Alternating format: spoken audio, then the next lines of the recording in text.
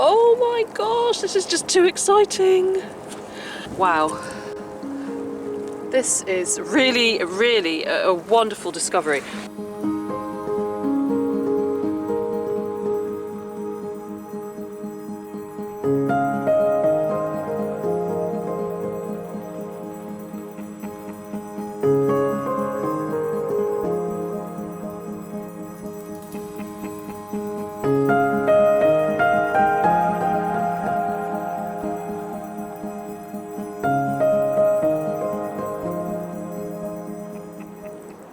I think I've spotted a pipe bowl down here. Either that or it's a very clever stone. Can you see it just there? Now, the reason I'm thinking it's a pipe is because, well, I have seen a few in my time, but also you can just see on the edge there, it's kind of burned, so it looks as if that is the edge of a pipe and you can just see where the pipe has been smoked. So let's have a look and see what lays beneath. Let's see if my hunch is right. Oh, yes, I am right. Look, there you are. See the top of the bowl? So let's pull it out and see how much stem there is. Where is the bowl? Where is the stem? Oh, yes, there's a little bit of a stem on there. Right, out it comes. Out it comes. Ah, there we have it, look. Beautiful. Absolutely lovely. Welcome to the world, little pipe.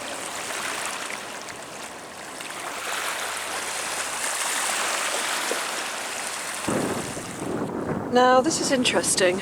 I'm quite accustomed to finding pieces of slate on the foreshore, but I don't usually find it with something on it. And this is really, really cool because there's a piece here. It was snapped. It was snapped. It was like that. And I first just noticed on the other piece, the other part of the snap piece, like a line. And you know what? There is something on it here. Look. Oh my gosh, this is really exciting. So this is a piece of slate. And yeah, there's lots on the foreshore. And look at this. There's something written on this slate. Now the other part is here, underneath the mud. We may even have the name of a ship, HMS. Oh my gosh, this is just too exciting. HMS something or other. Remarks. Wow. This is really, really a wonderful discovery. Okay, let's put that bit there. And let's get this bit out. So I'm going to turn my camera off while I carefully excavate it because I don't want to break it. I'll be back in a minute. Right, so I've got the other little piece out and let's see what we've got here. Oh my goodness, it's really beautifully engraved with something, but unfortunately we haven't got all of it, which means I'm going to have to search around here and see if I can find the rest. What does that say? Let's take it down to the river, but I do think we might be able to see what the name of the ship was. Wow, what a brilliantly exciting discovery. You just never know what you're going to find down on the river. Right, let's just give this a little wash.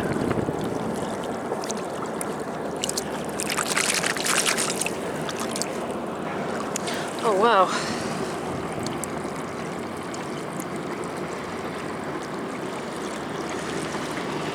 Well, I can't quite make it out, or I can't quite see what it is, whether it's a name or instructions or what it is, so I'm going to put it safely in my bag with the other piece. I'm going to have a little look around, see if I can find some more slate that might make up the missing bits.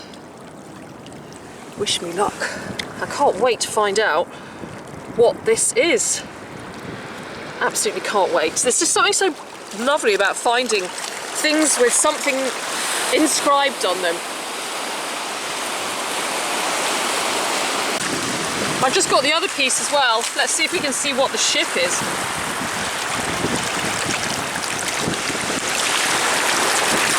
look, actually this broken corner bit fits up here.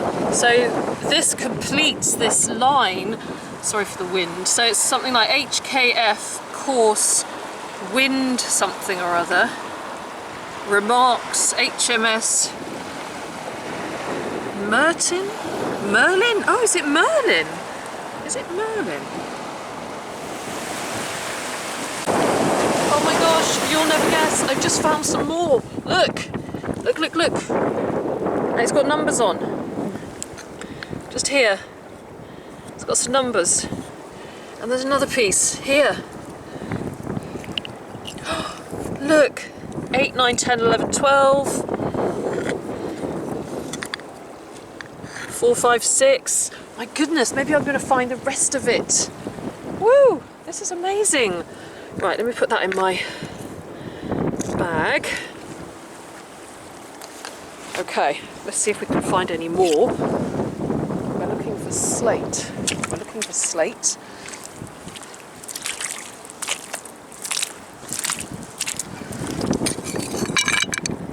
Why would they write on the slate, I wonder? Right, I'm going to continue my search and I'll come back and tell you what I found. About that bit. Now, I've also just seen something down here which could be interesting. A bit of pottery stuck under this mound of mud. It'd be amazing if it had a name on it, wouldn't it? Oh my gosh, it does have a name on it. Oh my goodness, this is just incredible. Oh, I think it's a hotel. Something hotel. You know, I just, out of all the things I find, is ones with names on, which just make me the most excited because I can then find out about them and, you know, you never know where you're going to end up. It's from the mud to some kind of really inspiring story, often. So that's a hotel in London, and something Anta's Hotel. So I wonder what hotel that is. Well, this is incredibly exciting. I've got a piece of slate which has been beautifully inscribed on, and now I've got the name of a hotel to look up. This is why I come mudlarking. Now, I'm just looking down here, and there's a square piece of what I think is metal which has caught my eye, and I'm curious to see what this is.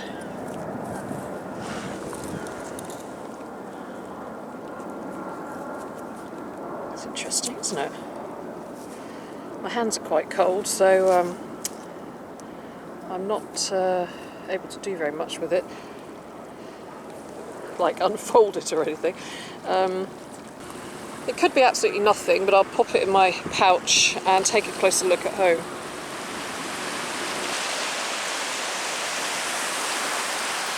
I've just seen what could be a coin over here. Or it could be a flat plain disc. But hopefully it's a coin. Can you see it just down there? Let's have a little look. Just here, see? Definitely looks like a coin. Oh, so it is. Now that looks like our good friend Queen Victoria, doesn't it?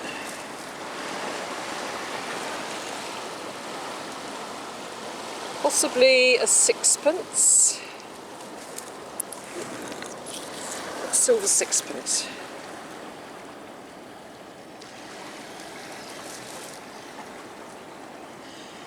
We can see the date when I get home. Lovely find.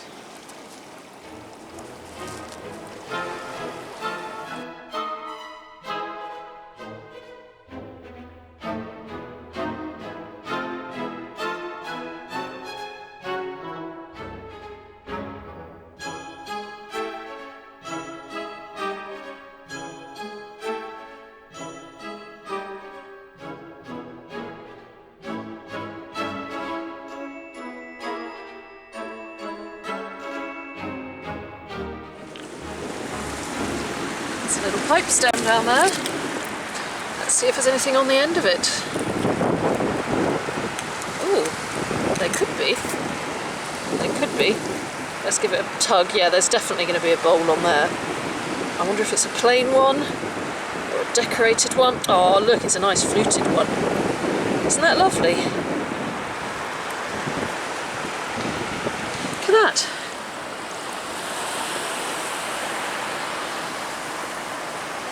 Beautiful. We'll see it a little bit better in more detail at home. I don't really want to dunk my hands in the water because it's too cold.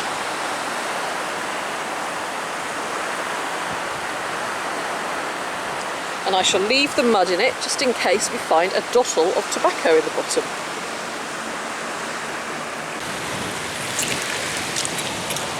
Now look at this pipe bowl.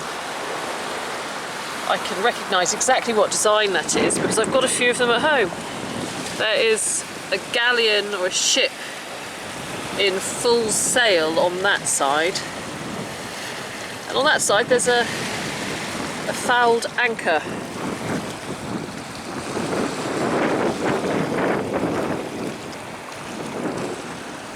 It's lovely. I wonder what sailor smoked that over a century ago. Now, what I initially spotted down here was a piece of metal which I thought looked like an interesting shape. Actually, it might be an old padlock. Can you see it here? It might be an old padlock, or at least part of an old padlock. So I'll put it in my bag and clean it up and see if we can see what it is. But then, just as I was about to pick it up and walk away, something else caught my eye. Can you see what it is? Just here, look. And it looks like another button, and I think it could be a military button. Let's have a look. Ooh, oh, that looks nice. Is it a general service button? Could be a general service button. Let's give it a little rinse. Oh. Let's give it a rinse off. Oh, isn't that lovely? It's in such good condition. That is in beautiful condition.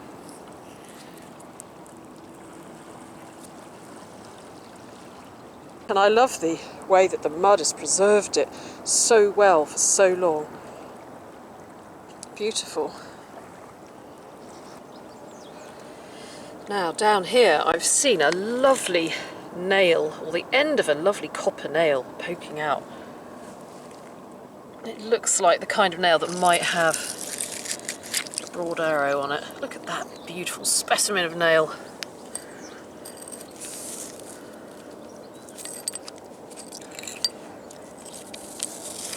Yep, there we are, look. Just see there, that broad arrow. I think. Can you see it? I'll show you a cleaned up version. Oh, the crow likes it. They're also called crow's feet, actually, sometimes. There it is. That is a lovely nail. You can't buy them in the DIY store anymore, quite like that, can you? Beautiful. Hello, friend. You coming to see me?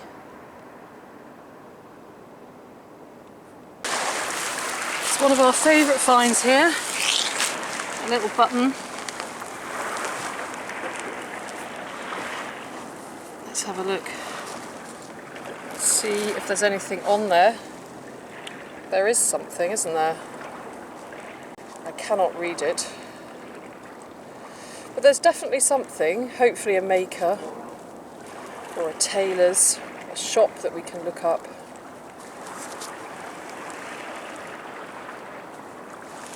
I put my gloves on. I've seen scents. My fingers were getting so cold.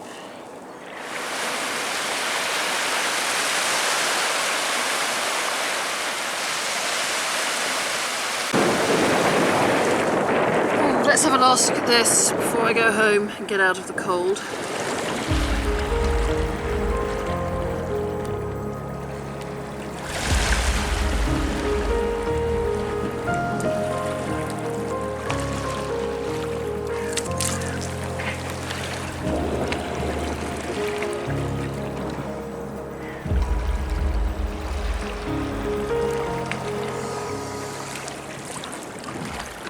Hi everyone, thank you very much indeed for watching my video. How are you all doing? As always, it's great to see you all here, and I am very excited now to spend some time with you talking about some of the objects which you saw me find in the mud of the River Thames, especially the piece of slate with lettering on it, which has to be one of my best ever mudlarking finds. But before we delve deeper into those finds, I just want to check in with you and find out how you're all doing. I hope you're all well and in good health and in good spirits, and that all is well in your world. And if things aren't going so well, I really, really hope that they soon start to get a lot better.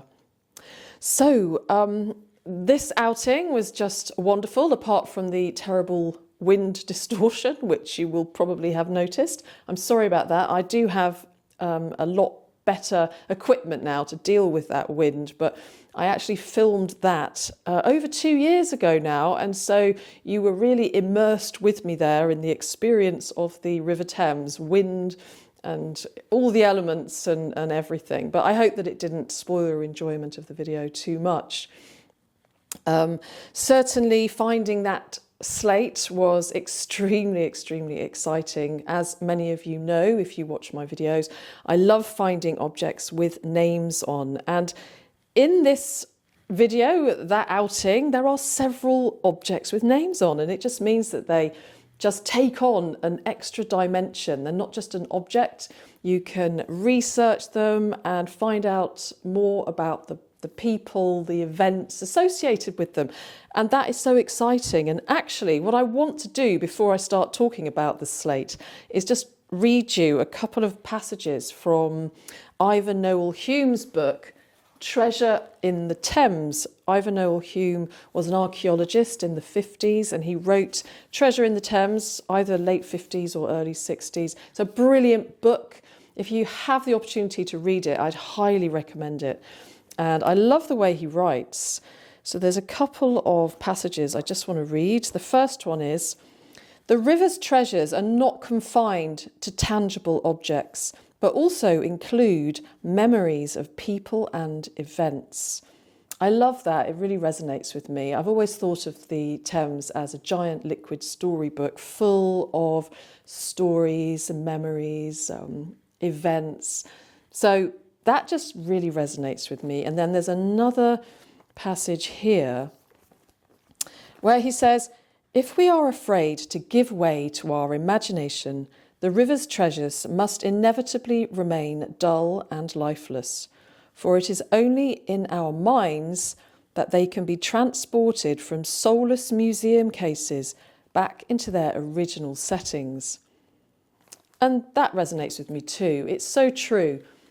When we hold an object like this log slate, it's essentially just an object, but we can imagine the people that might have held it in the past, and it just becomes so much more than just an object. So this was just wonderful to find, a magical find, and especially magical because it's HMS Merlin. How much more magical can you get than that?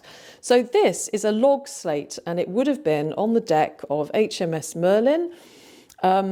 It would have been written on by an officer or a lieutenant during the day, the remarks of what's going on deck, the wind speed, what the weather's like, etc., various other things. And then in the evening, once the captain would have approved it, it would have been transferred into a paper log.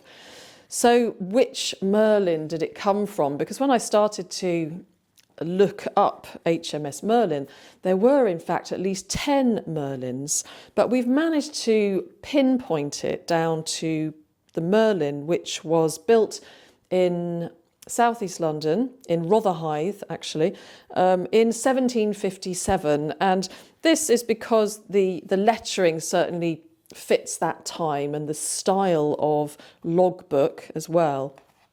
And also because on examining some logbooks from various HMS Merlins, this one, which we believe it's from, the one built in 1757, was in southeast London quite a lot, in Deptford and in Greenwich and in Woolwich, very close to where I found this log slate.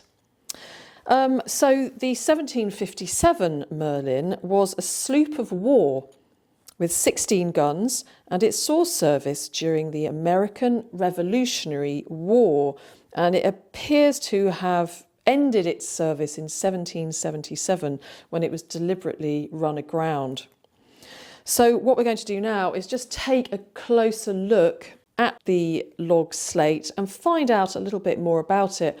Here we see again in the mud the 4 pieces of log slate belonging to HMS Merlin, and we believe it's the Merlin which was built in Rotherhithe in 1757. The 2 larger pieces I found together and the 2 smaller pieces were about 2 metres away, so I was so fortunate to be able to match these 4 pieces up, that they fit together so well.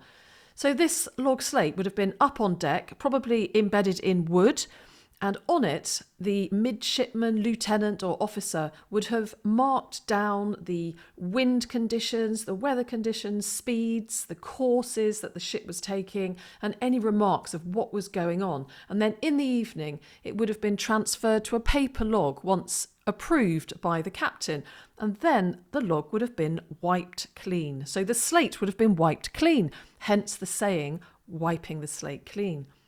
And here we see the layout, the columns, the 1, 2, 3, 4, 5, 6, etc., the time of day. And then the columns at the top, HKF. I don't actually know what HKF means, actually. So if you know, please do let me know. And we can see here, again, the beautiful writing of that time, of that Georgian time. King George II would have been king at that time. And I love this lettering.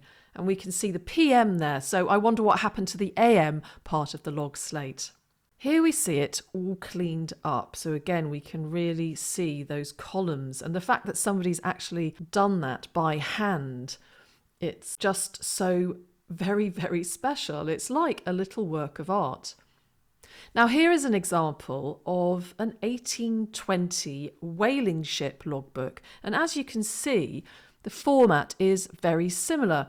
Again, it has the numbers down the side, which maybe that's hours actually, but the K and the F, not too sure, courses, winds and remarks, just like our log slate from Merlin. So what I did was I went to the Greenwich Maritime Museum and I visited the archives.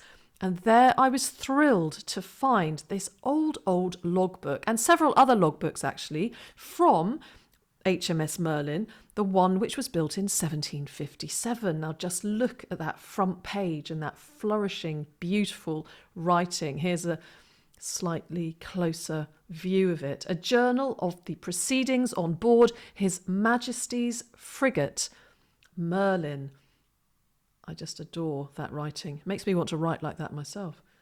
And the bottom half of the page here, between the 24th of June, 1757 and the 30th day of June 1758, and then a beautiful flourishing signature of the captain at the time. And this must have been the first logbook of the Merlin, which was built in 1757. And here you can get an idea of the layout of the actual paper logbook, and it was very special to read all these entries by the officers and lieutenants of the details of what was going on, the work being done on the ship, deliveries that were coming on board of weapons and food, etc. We can see from this entry that on Wednesday 13th of July 1757, HMS Merlin was at Deptford Dockyard in southeast London, and in fact she was there for the rest of that week at least, taking on board provisions for a future journey and also being fitted out. And we can see also in the right-hand column that she was fast by Kinsale at Deptford, and I believe that Kinsale refers to another ship. And we can see here that a few years later, in May 1762, HMS Merlin was again at another southeast London dockyard, Woolwich this time, and we can see that she was moored alongside the hulks at Woolwich. I believe this refers to the prison hulks, and was moored head to stern between 2 hulks. And again here we can see some of the provisions which were being taken on board, and also some of the preparations being made before starting another journey. Received from Ahoy from London, 70 puncheons of beer, as well as fresh beef, cheese, butter and 90 bags of bread, and the riggers have finished the rigging. Now this entry caught my attention. We can see here that a sailor, J. Thompson, was punished for disobedience to command. There's also much mention of work going on the ship, careening, for example, loading ballast onto the ship and other work being carried out. Careening is when barnacles are removed from the keel of the ship so that the ship sails a lot smoother. And here again, they received guns and ammunition from Woolwich, butter, beer, bags of bread, bushels of peas and bushels of oatmeal, cheese, biscuits, and more fresh beef. And then even more fresh beef. They certainly enjoyed their beef. On the website 3decks.org, we're able to find out all the details about HMS Merlin. We can see a detailed list of her activities, and we know that one of Merlin's first journeys was to Jamaica in 1759. And then her last journey was when she set sail to North America in 1775. It's there that she was abandoned and burnt on orders from Lord Howe whilst under fire. It really was magical to touch those ancient books and to open them up and read the entries by the men on HMS Merlin so many years ago. And it was wonderful to read about some of the work done on the ship that I can link to some of my other mudlarking finds, like these huge barnacles which would have been careened off of the keels of ships, probably very similar to HMS Merlin. And to find out what kind of food they had on board as well. They evidently loved their beef, and how did they keep it during the journey? I suppose in big barrels of salt. And also, with regards to the wiping the slate clean, it just made me realise how many sayings come from maritime objects. I've got another one of my maritime finds here, this huge, very, very heavy lead sounding weight. And this also has a saying attributed to it, swinging the lead, and so many more. I tell you what, if you can think of a saying related to anything maritime, please put it in the comments below and let's see how many sayings we can get. There's also between the devil and the deep blue sea, which is related to when they were caulking in a particular place, which was very dangerous. So it was like being between the devil and the deep blue sea. So that's that for that magical find, which I would have shared with you a lot earlier, but I had the intention of going to check out the captain's logbooks as well, but they are held in the archives at Kew. But I didn't get around to it, but it's something I do intend to do, possibly in the year to come, because there's just so much more that I'd like to discover about HMS Merlin. Right, so for my next find with a name on it, let's have a look at this.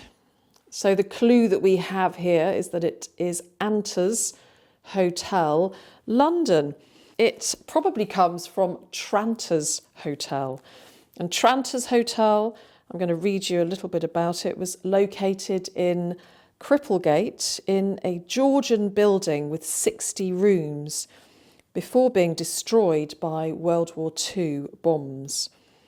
And it was advertised between 1887 and 1919 as a very centrally located hotel, convenient for St Paul's Cathedral, for business and pleasure. And it was also advertised as a temperance hotel.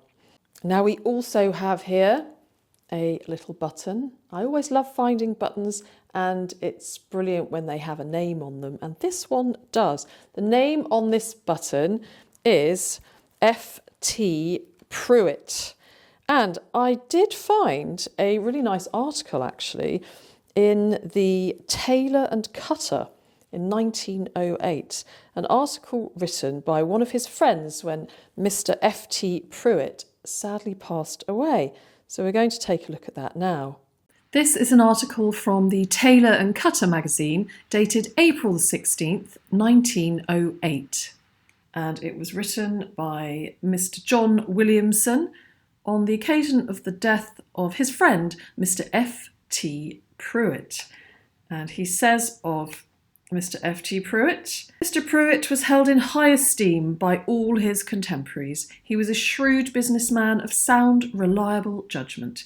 He was one to whom younger men often resorted for advice. He was indeed for years the leading man of his circle, to whom they looked up. On one occasion, he and I made a tour in Italy together, and during my later years in business, he was a frequent visitor at my house. After I retired from business, I lost sight of him for a number of years, till one day recently I saw him in Hastings. We were both changed, the hair on both our faces having become white, and he had adopted a fanciful way of trimming his moustache, so that we were not quite sure of each other. He came and sat down beside me on the pier, and I asked if I saw Mr. Pruitt. Then followed a long and pleasant talk of those past days. So it is that one generation passes away, a new one rising up to take its place, and with each new one the order of things changes. The former are the pioneers of new movements. The new one brings its fresh energy and develops and perfects that which the former began. As this refers to tailoring, many will hear of the death of our friend Pruitt with regret, and we will all hope that his successors will continue to maintain all the best traditions of our trade.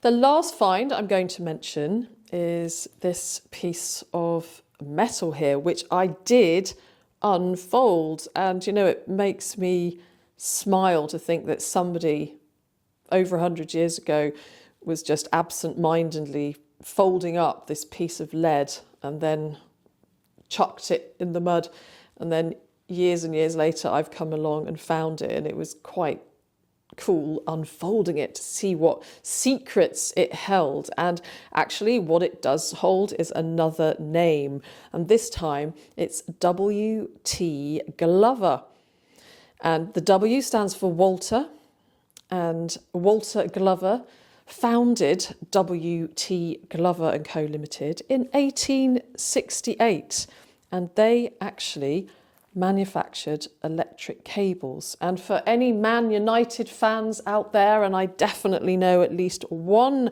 Man United fan out there, W.T. Glover had his premises just next to Old Trafford, the stadium where I believe Man United plays. So I think that's it for the objects that I'm going to talk to you about on this occasion, and I really hope that you enjoyed discovering a little bit about them as much as I did. So what else did I want to tell you? I recently was in the Isles of Scilly. In fact, those of you that watch my videos regularly would have noticed that I haven't had a video out for a couple of weeks. There are a few reasons. One of them was it was my birthday, and I really would love to say thank you so much to everybody who wished me a happy birthday. Thank you very much. I had an absolutely wonderful day.